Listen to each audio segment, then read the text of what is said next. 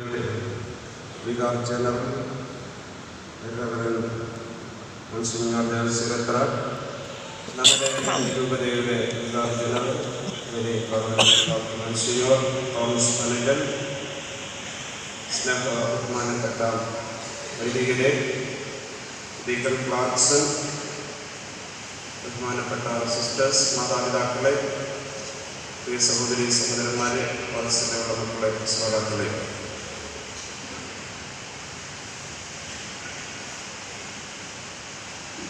ക്രിസ്തീയ നരകത്തെക്കുറിച്ചോ പുനരുത്ഥാനത്തിൻ്റെ ദൈവശാസ്ത്രത്തെക്കുറിച്ചോ ഒന്നും പറയുവാൻ ഞാൻ ആഗ്രഹിക്കുന്നില്ല. നമ്മുടെ പ്രിയപ്പെട്ട വർഗീസ് ചക്കാലയ്ക്ക് പിതാവ് എന്നോട് ആവശ്യപ്പെട്ടത് അച്ഛപിതാവുമായിട്ട് അച്ഛനുണ്ടായിട്ടുള്ള അനുഭവങ്ങൾ 10 മിനിറ്റ് പങ്കുവയ്ക്കുവാനാണ്. മാക്സൽ പിതാവിനെ കൈക്ക് പിടിച്ച് ഞാൻ ഈ രൂപതയുടെ പല സ്ഥലത്തും കൊണ്ടു നടക്കുന്നത് കണ്ടിട്ടുള്ളവരാണ്. ഇവിടെ ഇരിക്കുന്നതിൽ ഭൂരിഭാഗം ദൈവജനവും. വിശുദ്ധിയും അറിവും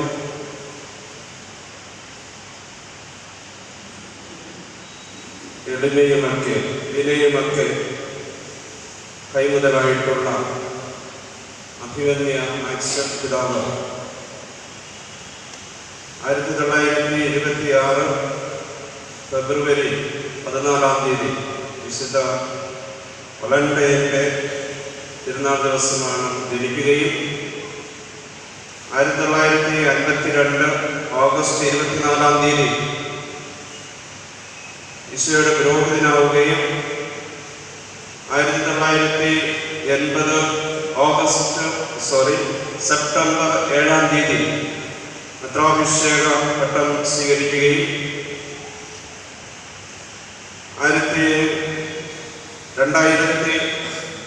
2002 നമ്മുടെ രൂപതയിൽ നിന്ന് റിട്ടയർ ചെയ്യുകയും ഷാലോമിൽ വിശ്രമ ജീവിതം നയിക്കുകയും കഴിഞ്ഞ വർഷം 2018 ജനുവരി 28 സ്വർഗത്തിലേക്ക് യാത്ര ചെയ്യുകയും ചെയ്ത അഭിവന്യ പിതാവിൻ്റെ 1ാം ചരമവാർഷികം ഇന്ന് നമ്മൾ ആചരിക്കുകയാണ്. അഭിവന്യ വർഗീസ് ചക്കാലയ്ക്ക് പിതാവ് ആമുഖത്തിൽ സൂചിപ്പിച്ചതുപോലെ അഭിവന്യ മാക്സൽ പിതാവിനെ കുറിച്ച് ഓർക്കുമ്പോൾ ആദ്യം നമ്മുടെ മനസ്സിൽ വരുന്നത് അദ്ദേഹത്തിൻ്റെ ജീവിത വിശുദ്ധിയാണ്. ഞാനത് നേരിട്ട് കാണുകയും ഞാൻ കണ്ടതും കേട്ടതും അനുഭവിച്ചറിഞ്ഞിട്ടുള്ളതുമായിട്ടുള്ള കാര്യങ്ങളാണ്. ആരെങ്കിലും പറഞ്ഞു കേട്ടതോ എവിടെയെങ്കിലും എഴുതി വെച്ചതോ അല്ല. മാക്സൽ പിതാവിൻ്റെ ജീവിത വിശുദ്ധിയെക്കുറിച്ച് മദർ തെരേസ ജീവിച്ചിരിക്കുന്ന വിശുദ്ധിയാണെന്ന് നമ്മൾ പറഞ്ഞിരുന്നു, അങ്ങനെ ആയിരുന്നു. അതുപോലെ മാക്സൽ പിതാവ് ജീവിച്ചിരുന്നപ്പോൾ ഞാൻ ചിലരോട് പറഞ്ഞിട്ടുണ്ട്, എൻ്റെ അടുക്കൽ ജീവിച്ചിരിക്കുന്ന ഒരു വിശുദ്ധനെ നിങ്ങളെ കാണിച്ചു തരാൻ പറഞ്ഞാൽ ഞാൻ പറയും അത് മാക്സൽ പിതാവാണ്. കാരണം അദ്ദേഹത്തിൻ്റെ ജീവിതം ശരിയാണ്, അതിന് തെളിവാണ്. കൃത്യം 4 എത്ര തിരക്കുണ്ടെങ്കിൽ എവിടെയെങ്കിലും പോയി വന്നാൽ 5 മണിക്ക്, അതിനപ്പുറത്തേക്ക് മാക്സൽ പിതാവ് ഒരിക്കലും പ്രഭാതത്തിൽ ഉറങ്ങാറില്ല. അത് ഔദ്യോഗിക കർത്തവ്യ നിർവഹണത്തിന് പോകുമ്പോഴാണെങ്കിലും ഷാലോമിൽ റെസ്റ്റ് എടുക്കുമ്പോഴാണെങ്കിലും കൃത്യം 5 മണിക്ക്. ഷാലോമിൽ മാക്സൽ പിതാവിൻ്റെ ഒപ്പം ഞാൻ പള്ളി വികാരിയായിട്ട് 6 വർഷം ഉണ്ടായിരുന്നു. അതുകൊണ്ട് ഞാൻ കണ്ട കാര്യമാണ് പറയുന്നത്. കൃത്യം 5 മണിക്ക് എഴുന്നേൽക്കും. 6:30 പ്രഭാത കർമ്മങ്ങളൊക്കെ കഴിഞ്ഞിട്ട് ചാപ്പലിൽ വന്നിരുന്ന് 1 മണിക്കൂർ പ്രാർത്ഥിക്കും.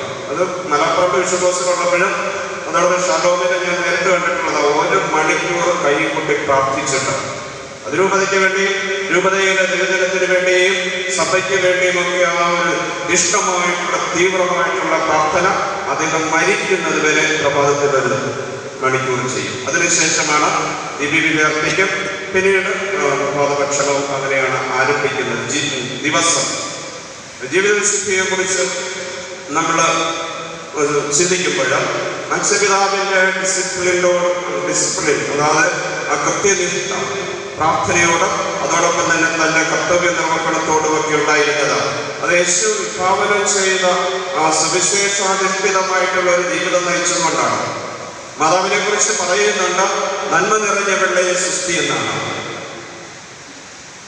അത് നമ്മൾ മാക്സൽ പിതാവിൻ്റെ ജീവിതം മുഴുവൻ നന്മ നിറഞ്ഞതായിരുന്നു. നിറഞ്ഞു കഴിഞ്ഞാൽ പാത്രത്തിൽ വെള്ളം നിറഞ്ഞാൽ പിന്നെ അത് പുറത്തേക്ക് പോകും. യേശു നഥാനിയേൽ അടുത്ത് വരുന്നത് കണ്ടപ്പോൾ യേശു പറഞ്ഞു, ഇതാ ഒരു യഥാർത്ഥ ഇസ്രായേൽക്കാരൻ, ഇയാളിൽ യാതൊരു കാപ്പട്യവുമില്ല എന്ന്. മത്സ്യപിതാവിനെ കുറിച്ച് തീർച്ചയായിട്ടും ഈശോ അന്നും ഇന്നും അത് തന്നെ പറയുമെന്ന് നമുക്ക് ഉറപ്പുണ്ട്. ഇനി രൂപതയിലേക്ക് കടന്നു കഴിഞ്ഞാൽ നമ്മളുടെ മത്സ്യപിതാവ് രൂപതയിലെ 4ാമത്തെ തദ്ദേശ മെത്രാൻ, വിശ്വസഭ വൈദികർ അല്ലെങ്കിൽ മെത്രാന്മാർ നേതൃത്വം നൽകി ആദ്യമായിട്ട് തദ്ദേശീയ മെത്രാൻ 4ാമത്തെ മെത്രാനാകുമ്പോൾ ഈ രൂപതയിൽ 1900 എൻ്റെ അനുഭവം 1979 ഞാൻ സെമിനാരിൽ ചേർന്നതാണ്. 79 ബിഷപ്പ് മലപ്പുറത്ത് വരുമ്പോൾ ചുണ്ടയിൽ ഹെഡ്മാസ്റ്ററായിട്ടിരുന്ന നാച്ചുറൽ പിതാവിലെ പുത്രോടി പിതാവ് റിട്ടയർ ചെയ്യാൻ ആവശ്യപ്പെട്ടു. കാരണം ഒരു അധ്യാപകന് കോർപ്പറേറ്റ് മാനേജറാകാൻ സാധിക്കാത്തത് കൊണ്ട് കോർപ്പറേറ്റ് മാനേജറാക്കി ബിഷപ്പ് ഹൗസിൽ കൊണ്ടുവന്ന് വികാർ ജനറലായിട്ടൊക്കെ അപ്പോയിന്റ് ചെയ്യുന്നു. അത് ബിഷപ്പ് ഹൗസിൽ എന്നോടൊപ്പം ഉണ്ടായിരുന്ന 2 വൈദികരുടെ ഉണ്ട്. ഫാദർ ആൽഫ്രഡ് അടുക്കുന്നുണ്ടല്ലോ, അത് സെബാസ്റ്റ്യൻ കറുകപ്പുറത്തിലും. ഞങ്ങളവിടെ താമസിച്ചപ്പോൾ ഞങ്ങളെ ഇംഗ്ലീഷ് പഠിക്കുകയും സ്പൂണും ഫോർക്കും ഒക്കെ ഉപയോഗിച്ച് ഭക്ഷണം കഴിക്കാൻ പഠിപ്പിക്കുകയൊക്കെ ചെയ്ത് ഞാനിപ്പോഴും ഓർക്കുന്നുണ്ട്. അത് വികാരി ജനറലായിരുന്നു. അതിന് മുമ്പ് തന്നെ മത്സ്യപിതാവിന്റെ കഴിവുകൾ, സിദ്ധികൾ, നൈസർഗിക വാസനകളൊക്കെ മനസ്സിലാക്കിയ പത്രോടി പിതാവ് 1954 തലശ്ശേരി രൂപത രൂപം കൊള്ളുമ്പോൾ ആ രൂപതയുടെ അതിന്റെ ടെറിട്ടറി അല്ലെങ്കിൽ അതിന്റെ ചിത്രം, പടം ഒക്കെ, ഭൂപടമൊക്കെ വരച്ച് റെഡിയാക്കി റിപ്പോർട്ടൊക്കെ തയ്യാറാക്കുവാൻ പത്രോടി പിതാവ് മത്സ്യപിതാവിനെയാണ് ഏൽപ്പിച്ചത്. ഇവിടെ ഇരിക്കുന്ന സീനിയർ വൈദികർക്കൊക്കെ അറിയാൻ സാധിക്കും. അങ്ങനെ അത് റോമിലേക്ക് അയച്ച് അങ്ങനെ തലശ്ശേരി രൂപതയൊക്കെ രൂപം കൊള്ളുവാനായിട്ട് മുഖ്യമായിട്ടൊരു പങ്ക് വഹിച്ച വ്യക്തി അന്ന് മത്സ്യപിതാവ് ബിഷപ്പായിട്ടില്ല. പിന്നീട് 1980 സെപ്റ്റംബർ 7 ഈ മനാഞ്ചിറ മൈതാനത്ത് ആ ഷമയാനി പന്തലില് ഈ മെത്രാഭിഷേക കർമ്മം നടക്കുമ്പോൾ ഞാനവിടെ ഉണ്ട്. ഞാൻ ഓട്ടോപോയിട്ട് ആ സ്റ്റേജിൽ തന്നെ ഉണ്ട്. അവിടെ ജീവിച്ചിരിക്കുന്ന സാക്ഷ്യമാണ് ഞാൻ പറയുന്നത്. ആൽഫ്രഡ് അച്ഛനും സെബാസ്റ്റ്യൻ അച്ഛനും ഒക്കെ ഉണ്ട്. ഞങ്ങൾ അന്ന് സെമിനാരിൽ ചേർന്ന വർഷമാണ്. അത് ബിഷപ്പ് ഹൗസിലാണ് താമസിക്കുന്നത്. അവിടെ അതിന് നേരിട്ട് സാക്ഷ്യം വഹിച്ചതാണ്.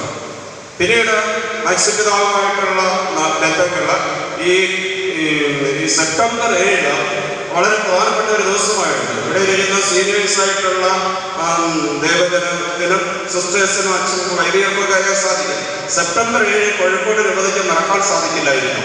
കാരണം അഭിമന്യ പിതാവിന്റെ മെത്രാഭിഷേക വാർഷികം നമ്മൾ ബൈബിൾ കൺവെൻഷനായിട്ട്, അത് ക്രിസ്റ്റി മാസത്തിനായിട്ട് ഓർക്കുക, അച്ഛൻ്റെ നേതൃത്വത്തിൽ അച്ഛനൊക്കെ ഇവിടെ ഉണ്ട്. അവരുടെയൊക്കെ നേതൃത്വത്തിൽ ബൈബിൾ കൺവെൻഷൻ, അത് കേരളത്തിലും ഇന്ത്യയിലും ഒക്കെ മാതൃകയായി മാറിയതാണ് ഈ ബൈബിൾ കൺവെൻഷൻ, ബൈബിൾ കലോത്സവം. അത് ആരംഭിച്ചത് അഭിമന്യ പിതാവ് ചുണ്ടയിൽ ഹെഡ്മാസ്റ്റർ ആയിരുന്നപ്പോൾ ആ കാലഘട്ടം മുതൽ ആരംഭിച്ചതാണ്. അത് കേരളത്തിലൊക്കെ ഇന്ന് ബൈബിൾ കലോത്സവമൊക്കെ ഇത് നടക്കുന്നുണ്ടെങ്കിൽ അതിൻ്റെയൊക്കെ തുടക്കക്കാരൻ, അതിൻ്റെ പ്രേരക ശക്തി അഭിമന്യ മാക്സിമം പിതാവാണ്. ഈ സെപ്റ്റംബർ പിന്നെ പല കാരണങ്ങൾ കൊണ്ട് അതിൻ്റെ പ്രാധാന്യം കുറഞ്ഞു വന്നു. നമ്മൾ ബൈബിൾ കൺവെൻഷൻ ആഘോഷിച്ചിരുന്നത് അഭിമന്യ പിതാവിൻ്റെ മെത്രാഭിഷേക ദിവസമാണ്. ഇനി അഭിമന്യ പിതാവിൻ്റെ കാലത്തിലാണ് ഈ രൂപതയിൽ നേരത്തെ വിദേശ നമ്മുടെ ബിഷപ്സും ഒക്കെ വളരെ നന്നായിട്ട് പ്രവർത്തിച്ചത്. എന്നാലും കമ്മീഷനുകളൊക്കെ അത്ര സജീവമില്ലായിരുന്നു. ഉദാഹരണത്തിന് biblical commission, categorical commission, literature കമ്മീഷനൊക്കെ ആരംഭിച്ചത് അഭിമന്യ മാക്സിമം പിതാവാണ് ഈ രൂപതയിൽ. അതിനു മുമ്പ് അതൊക്കെ ഒരു നാമമാത്രമായിട്ട്. അതുമാത്രമല്ല, basic Christian communities, family apostolate, social service society, ഇതൊക്കെ പേരിന് മാത്രമായിരുന്നു അഭിമന്യ മാക്സിമം പിതാവിന്റെ കാലം വരെ ഉണ്ടായിരുന്നത്. അതൊക്കെ സജീവമായിട്ട് പ്രവർത്തനം ആരംഭിച്ചത് മാക്സിമം പിതാവിന്റെ കാലത്താണ്. അതോടൊപ്പം തന്നെ ജ്യോതിസ്, നവജ്യോതിസ്, തേജസ്, ഷാലോ, ഇതൊക്കെ അഭിമന്യ പിതാവിന്റെ മാക്സിമം പിതാവിന്റെ കാലത്ത് വളർന്നതാണ് രൂപതയിൽ. നിരവധി ദേവാലയങ്ങൾ മത്സ്യപിതാവ് പണിയിപ്പിച്ചു. പഴയ ദേവാലയങ്ങളും വൈദിക മന്ദിരങ്ങളും ഒക്കെ പുനരുദ്ധരിച്ച് അങ്ങനെ മത്സ്യപിതാവിന്റെ കാലത്ത് ഇപ്പൊ പലപ്പോഴും മത്സ്യപിതാവിന്റെ ഭരണരീതിയെ കുറിച്ച് വിമർശനത്തോടെയൊക്കെ നോക്കിക്കണ്ട വ്യക്തികളുണ്ട്. അവർക്ക് ഇത് അറിഞ്ഞിരിക്കണം. മത്സ്യപിതാവ് ഞാൻ കൂടെ നടന്നതുകൊണ്ട്, കണ്ടതുകൊണ്ട്, കേട്ടതുകൊണ്ട് ഞാൻ പറയുന്നത് 100% സത്യമാണ്. ഈ മത്സ്യപിതാവിന്റെ കാലത്ത് ഈ കരിമ ഭരണപരമായിട്ട് ചിലപ്പോൾ വ്യത്യസ്തമായിട്ടുള്ള ഭരണരീതികൾ നമുക്കുണ്ടാകും. മത്സ്യപിതാവ് എൻ്റെ അടുത്ത് ഒരിക്കൽ പറഞ്ഞത്, കാൻഡീൽ സെമിനാരി പഠിക്കുമ്പോൾ അവിടെ ഒരു ബ്രദർ, തമിഴ്നാട്ടിൽ നിന്നുള്ള ഒരു ബ്രദർ പൂക്കൾ അറേഞ്ച് ചെയ്യുകയായിരുന്നു. അത് കഴിഞ്ഞിട്ട് പിറ്റേ ദിവസത്തെ ചാൻസ് മുഴുവൻ മാക്സിപിതാവിനായിരുന്നു.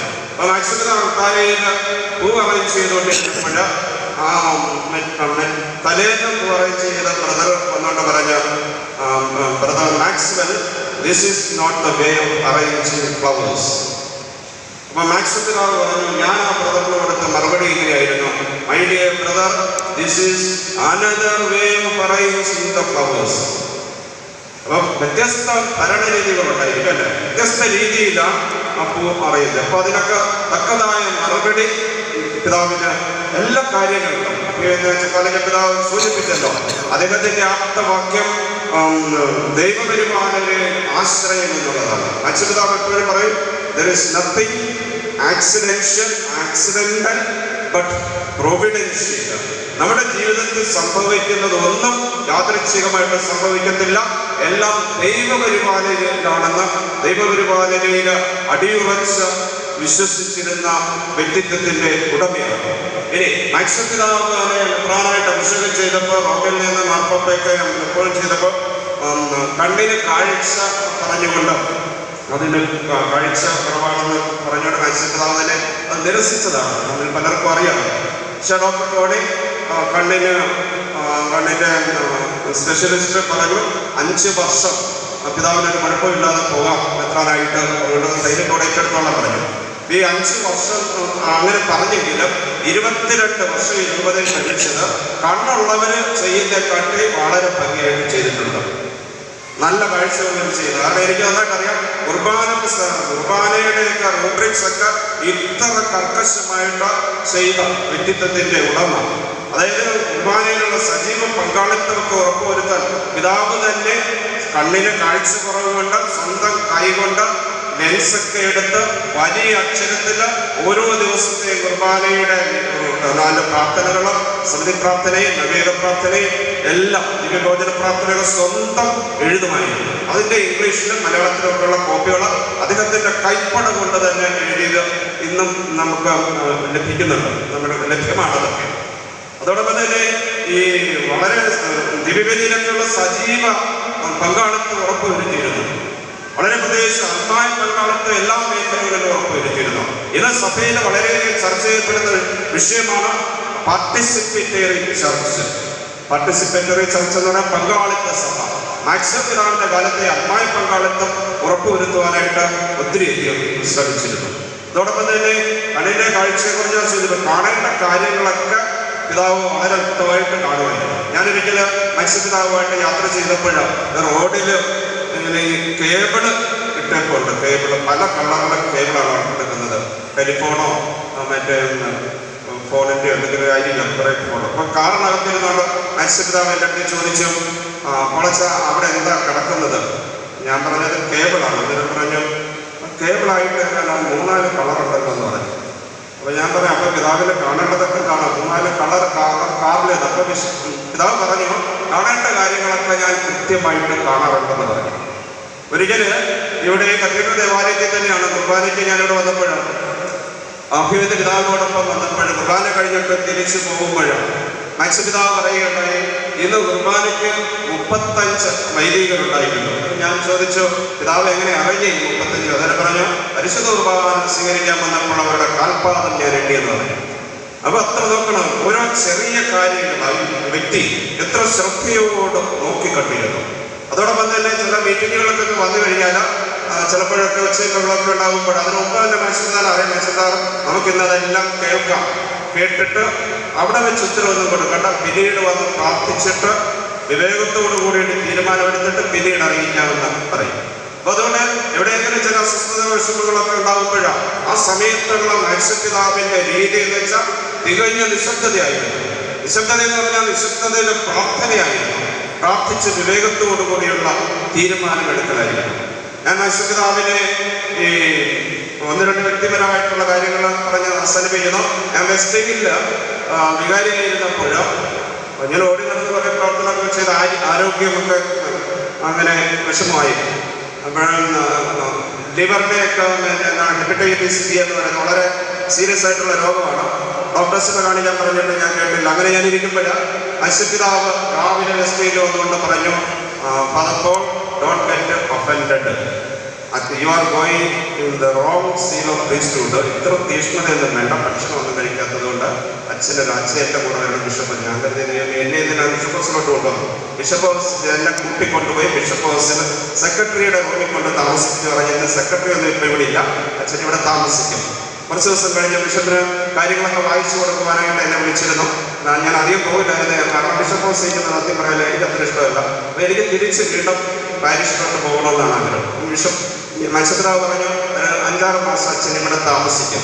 അതിന് മത്സ്യപിതാവ് തന്നെ ഡോക്ടർ രാമചന്ദ്രനെ ആയുർവേദവും അരിപ്പതിയൊക്കെ ഒരുമിച്ച് നോക്കുന്ന ഡോക്ടറാണ്. അദ്ദേഹത്തെ കൊണ്ടുവന്ന് ചികിത്സിപ്പിച്ച് വളരെ സീരിയസ് ആയിരുന്നു. പക്ഷേ എന്നെ സുഖപ്പെടുത്തി. അപ്പോൾ എന്നെ അവിടെ സുഖപ്പെടുത്തിയിട്ട് സുഖമായപ്പോൾ ഞാൻ പറഞ്ഞു, എനിക്ക് വെസ്റ്റേൽ പള്ളിയിലേക്ക് എന്നെ വീണ്ടും ഒന്ന് പിതാവ് എനിക്ക് പോകണമെന്ന് ആഗ്രഹമുണ്ട്. അപ്പോൾ അത് പിതാവ് മാനിക്ക് എന്നെ വീണ്ടും പാരിഷ് പ്രസിഡന്റ് സെന്റ് മൈക്കിൾസ് വെസ്റ്റേൽ എന്ന് പറഞ്ഞാൽ വീണ്ടും വെസ്റ്റേൽ എന്നുള്ളവർക്കറിയാം. ഞാൻ 9 വർഷം വെസ്റ്റേലിൽ ഇരുന്നതാണ്, 2 പ്രാവശ്യം. അപ്പൊ അതിന്റെ എനിക്കൊക്കെ ഒരു കാരണം, ആരെയും വേദനിപ്പിക്കാത്ത മത്സ്യപിതാവിനെ കുറിച്ച് എല്ലാവരും പറയുന്ന ഒരു കാര്യമുണ്ട്, ഈസ് പെർഫെക്റ്റ് ജെന്റിൽമാൻ. ജെന്റിൽമാൻ എന്ന് പറഞ്ഞാൽ ആരെയും വേദനിപ്പിക്കാത്ത, ആരെയും പ്രകടിപ്പിക്കാത്തവർ. ഡയോജനീസ് എന്ന് പറയുന്ന ഒരു തത്വചിന്തകൻ പറയുന്നുണ്ട്, ഏഥൻസിൽ ആരെയും വേദനിപ്പിക്കാത്തവർക്ക് ഒരിക്കലും ഒരു നന്മയും ചെയ്യാൻ സാധിക്കില്ലെന്ന്. പക്ഷെ മത്സ്യപിതാവ് ആരെയും വേദനിപ്പിക്കാതെ തന്നെ ധാരാളം നന്മകൾ ചെയ്യുന്ന വ്യക്തിത്വത്തിന്റെ ഉടമയാണ്. വീണ്ടും എൻ്റെ മറ്റൊരനുഭവം, ഞാൻ വെസ്റ്റയിൽ ജോസഫ് കളത്തിപ്പറമ്പിൽ പിതാവ് ഇവിടെ രൂപതയിൽ സാരഥ്യം ഏറ്റെടുത്തപ്പോൾ ആദ്യം നൽകിയ ഒരു ട്രാൻസ്ഫറാണ്. എനിക്കും തോമച്ചന് വികാർ ജനറൽ സ്ഥാനത്ത് നിന്ന് മാറ്റി വെസ്റ്റയിലേക്ക് എന്നെ സെമിനാരിയിലേക്ക് റെക്ടറായിട്ട്. അപ്പോൾ കളത്തിപ്പറമ്പിൽ പിതാവിൻ്റെ അടുത്ത് പറഞ്ഞു, ഞാനിവിടെ വന്നതുകൊണ്ട് മാക്സിം പിതാവിൻ്റെ അടുത്ത് ചോദിച്ചു.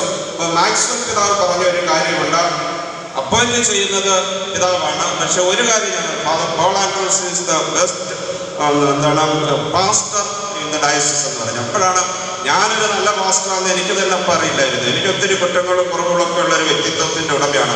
അപ്പോൾ ഒരു ബെസ്റ്റ് പാസ്റ്റർ എന്ന് മാക്സിപിതാവ് അത് പറയുമ്പോൾ ഇനിയിപ്പോ ഞാൻ അത്ര നല്ല പാസ്റ്റർ അല്ലെങ്കിലും കുറെ കൂടെ നല്ലത്, അതാണ് പോസിറ്റീവ് എനർജി നൽകുന്ന ഒരു വ്യക്തിത്വം. ഇന്നലെ ഇന്നലെ ചക്കാലപ്പള്ളി പിതാവ് മെപ്പാടി പെരുന്നാളായിരുന്നു. അവിടെ വന്ന് പ്രസംഗം പറഞ്ഞപ്പോൾ പിതാവ് തുടങ്ങിയ വാക്കുകൾ ഇതാണ്, മെപ്പാടി ഇടവകയെ കുറിച്ച് ഞാൻ അഭിമാനിക്കുന്നു. മെപ്പാടി ഇടവകയെ കുറിച്ച് എനിക്ക് സന്തോഷമുണ്ട്. കാരണം ഇവിടെയുള്ള ജനങ്ങൾ ഒത്തിരി കൂട്ടായ്മയും സ്നേഹവും ഒരുമയും ഒക്കെ ഉള്ളവരാണ്. അത് നിലനിർത്തണം.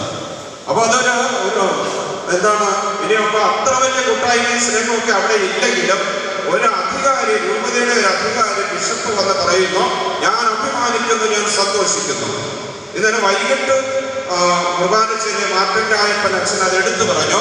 മേപ്പാടി ഇടവക്കാരെ കുറിച്ച് ഇന്ന് രാവിലത്തെ കുർബാനയ്ക്ക് വർഗീസക്കാലയ്ക്ക് പിതാവ് പറഞ്ഞു, ഞാൻ സന്തോഷിക്കുന്നു, ഞാൻ അഭിമാനിക്കുന്നു, നിങ്ങൾക്ക് തന്ന ഒരു സർട്ടിഫിക്കറ്റാണത്. അതുകൊണ്ട് നിങ്ങൾ കൂടുതൽ കൂട്ടായ്മയും ഒരുമയിൽ വളരണമെന്ന്. അതാണ് ഞാൻ പറഞ്ഞത്. അഭിമന്യ പിതാക്കന്മാരെ പോലെയുള്ളവർ നൽകുന്ന പോസിറ്റീവ് എനർജി, പോസിറ്റീവ് സപ്പോർട്ട് നമ്മൾ ഇനി അങ്ങനെ കൂട്ടായ്മയും സ്നേഹമൊക്കെ കുറവാണെങ്കിൽ പോലും അത് കൂടുതലാക്കുവാനായിട്ട് സാധിക്കും. ഞാൻ മാക്സിം പിതാവുമായിട്ട് പലർക്കും അറിയാത്ത ഒരു കാര്യം പങ്കുവയ്ക്കുകയാണ്. ഞാൻ ഫാദർ ചെറിയാൻ കുര്യത്തോടത്ത്, അദ്ദേഹം കുടുംബദീപത്തിൻ്റെ എഡിറ്ററാണ്. അതിന് ആ മാസികയുടെ സുവർണ ജൂബിലി ഉദ്ഘാടനം ചെയ്യുവാനായിട്ട് മേരിക്കുന്നിൽ നിന്നും ഞാനും മാക്സിം പിതാവും കോഴിക്കോട് റെയിൽവേ സ്റ്റേഷനിൽ നിന്നും ട്രെയിൻ കയറി ഫറോക്ക് ചെന്നപ്പോൾ ബിഷപ്പിൻ്റെ അടുത്ത് പറഞ്ഞ് എനിക്ക് ബാത്റൂമിൽ പോകണം. ഞാൻ ബാത്റൂമിൽ കൊണ്ടാക്കി ബിഷപ്പ് അതിനകത്ത് കഥവടച്ചു. എന്നിട്ട് 1 മണിക്കൂർ കഴിഞ്ഞ് 1.5 മണിക്കൂർ കഴിഞ്ഞിട്ട് പിതാവ് പുറത്തു വരുന്നില്ല. ഞാൻ ഫാൻ്റെ കൊടുക്കൊണ്ട് നിൽക്കുകയാണ്. ഞാൻ അവിടെ ചെന്ന് കുറേ കുട്ടിയിട്ടും പിതാവ് അനുഭവില്ല. കുറേ വർഷത്തിൽ വിളിച്ചപ്പോൾ പറഞ്ഞു, എനിക്ക് എഴുന്നേക്കാൻ പറ്റുന്നില്ല, ഞാനിവിടെ വീട് കിടക്കുകയാണെന്ന് പറഞ്ഞു. അപ്പോഴത്തെ ആപ്പാട് വിഷയമായി. പിന്നെ അപ്പോഴത്തെ തൃശ്ശൂരെത്തി ട്രെയിൻ ഓടി. ഈ ഫറോക്കിൽ നിന്ന് ബാത്റൂമിൽ വീണ ബിഷപ്പ് തൃശ്ശൂർ വരെ ഈ ബാത്റൂമിനകത്ത് കിടക്കുകയാണ്. സാർ വേറെ നിവർത്തിയില്ലാതെ ഞാനിവിടെ ടെക്നീഷ്യൻ്റെ അടുത്ത് ചെന്ന് പറഞ്ഞു. എന്നിട്ട് ബാത്റൂമിൻ്റെ ഡോർ പൊളിച്ചിട്ട് എത്തുന്നപ്പോൾ മാക്സിം പിതാവ് ആ ബാത്റൂമിൻ്റെ ഒരു കമ്പിയുണ്ട്, അതിന് പിടിച്ച് ഈ ക്ലോസറ്റിനകത്ത് കിടക്കുകയാണ്.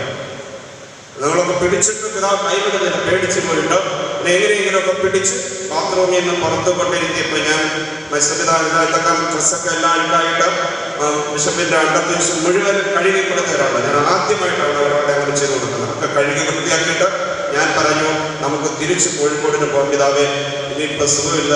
പിതാവ് ഇറക്കുന്നുണ്ട്. അപ്പോൾ അവിടെ കമ്പാർട്ട്മെന്റിലുള്ള ഡോക്ടർമാർ ആരും ഉണ്ടായിരുന്നു. അവർ വന്ന് ചെക്കപ്പൊക്കെ ചെയ്തപ്പോൾ പറഞ്ഞു അങ്ങനെ വലിയ കുഴപ്പമൊന്നുമില്ല, അല്പം പ്രഷർ കൂടിയിട്ടുണ്ടെന്ന് പേടിച്ചിട്ടാണ്, ഷുഗർ കൂടിയിട്ടുണ്ട്, കുഴപ്പമില്ലെന്ന് പറഞ്ഞു. ഇപ്പം ഞാൻ പറഞ്ഞു നമുക്ക് തിരിച്ചു പോകാം കോഴിക്കോട്, ഇനി വയ്യ, സുഖമില്ലാതായില്ല. അന്നേരം പറഞ്ഞു നമ്മളൊരു കാര്യത്തിന് ഇറങ്ങി തിരിച്ച് എന്നോട് ദേഷ്യപ്പെട്ട അത് തീർത്തിട്ടേ നമുക്ക് പോകാൻ പറ്റത്തുള്ളൂ, നമുക്ക് പോയത് ഉദ്ഘാടനം ആ നിശ്ചയദാർഢ്യമാണ്.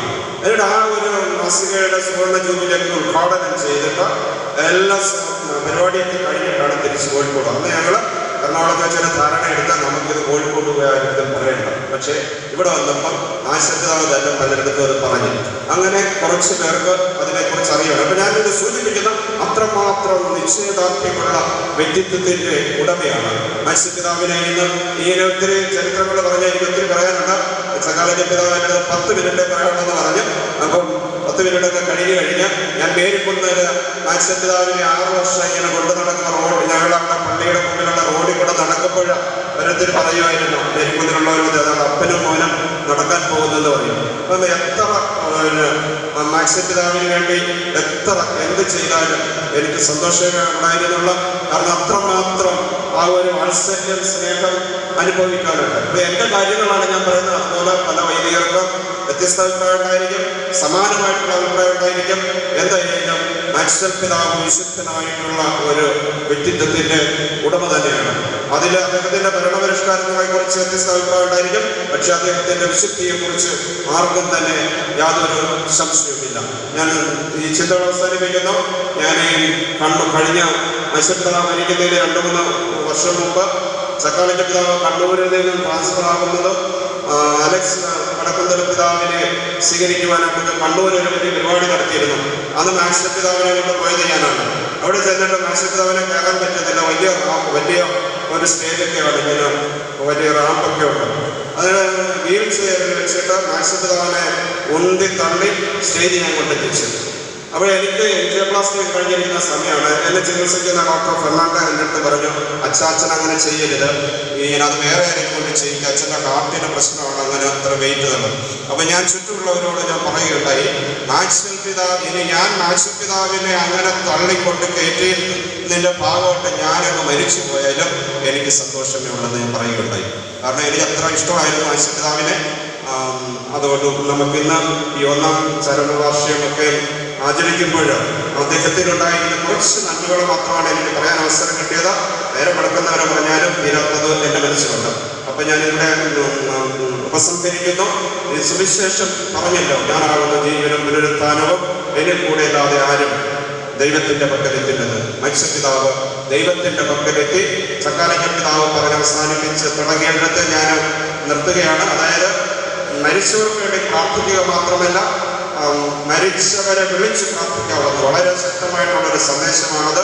അതുകൊണ്ട് ഔദ്യോഗികമായിട്ട് സഭ മത്സ്യപിതാവിനെ വിശുദ്ധനാക്കുകയോ ആക്കാതിരിക്കുകയോ ചെയ്യട്ടെ. നിങ്ങൾ മത്സ്യപിതാവിനെ വിളിച്ച് പ്രാർത്ഥിക്കുക. കാരണം വിശുദ്ധനായിട്ടുള്ള ഒരു വ്യക്തിത്വത്തിന്റെ ഉടമയാണ് മത്സ്യപിതാവ്. ദൈവത്തിന്റെ ഏറ്റവും അടുത്ത ഒരു സ്ഥാനം നമ്മുടെ പ്രിയപ്പെട്ട അഭിവന്യ മത്സ്യപിതാവിന് നല്ല ദൈവം നൽകട്ടെ എന്ന് ഞാൻ